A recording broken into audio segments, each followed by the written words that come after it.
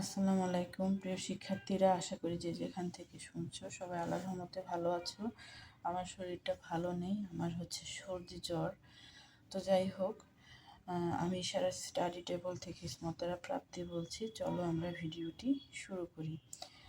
তো আজকে আমি তোমাদের বিজ্ঞান নবম শ্রেণী অনুশীলন বই নিয়ে কথা বলবো। তো তোমাদের হচ্ছে প্রথম অভিজ্ঞতার হচ্ছে পঞ্চম ও ষষ্ঠ সেশনের প্রায় শেষ পর্যায়ে আমরা চলে এসেছি। এখানে একটা আমাদের গাণিতিক সমস্যা আছে।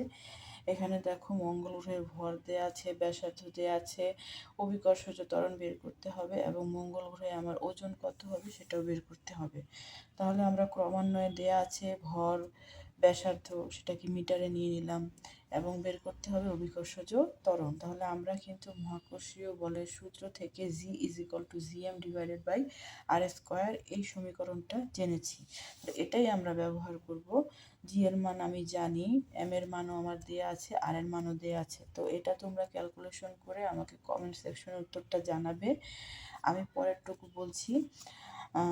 এখানে দেখো আমার ওজন বের করতে হবে মঙ্গল গ্রহে। তাহলে আমার পৃথিবীতে ওজন হচ্ছে 70 কেজি। তাহলে মঙ্গল গ্রহে বের করার জন্য আমাকে অবশ্যই এই 70 দিয়ে 0.38 এটাকে গুণ দিতে হবে। এরকম প্রত্যেক গ্রহেই তোমার ওজন বের করার জন্য একটা নির্দিষ্ট পরিমাণ সংখ্যা আছে এবং আমরা সবাই জানি প্রত্যেকটা গ্রহেই পৃথিবীর সাপেক্ষে তোমার ওজন কম বেশি হতে পারে।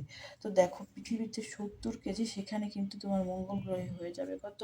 26.6 কেজি। আকাশ পাতাল তফাৎ, ঠিক আছে? তাহলে এভাবেই আমরা কি করব, মঙ্গল গ্রহে আমাদের ওজনটা বের করব। পৃথিবীতে যেই আমার ওজন থাকবে সেটাকে আমি জাস্ট 0.38 দিয়ে গুণ করে দেব। কারণ আমার হচ্ছে এত পরিমাণ হচ্ছে মঙ্গল গ্রহে তোমার 1 কেজির জন্য এত পরিমাণ ধরা হয় বিধায় আমরা কিন্তু এটা দিয়ে গুণ করব, ঠিক আছে? তাহলে আমাদের পঞ্চম ও ষষ্ঠ সেশন শেষ হলো।